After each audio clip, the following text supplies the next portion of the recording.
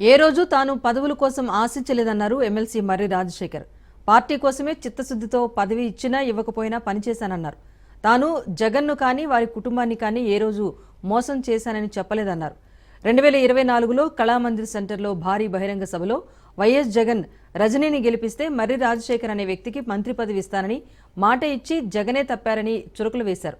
ఎన్నికలకు ముందు జగన్కు గుర్తింపు ఉండేది. మాట ఇస్తే మడమ తిప్పడని, మాట మీద నిలబడతారని. కానీ దాన్ని పోగొట్టుకున్నారు అని అన్నారు మర్రి.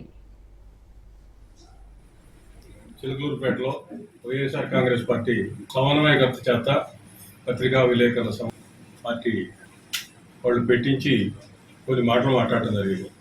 అనుకున్నంత గౌరవం, ఊహించిన పదవులు దక్కలేదని చెప్పి నేను మాట్లాడుతా ఉన్నాను. నేను ఏ పదవులు ఊహించి నాకు ఈ పదవి కావాలి అని చెప్పి ఆ పదవి దక్కలేదని చెప్పి నేను ఎప్పుడు కూడా అసంతృప్తికి గురి కాల.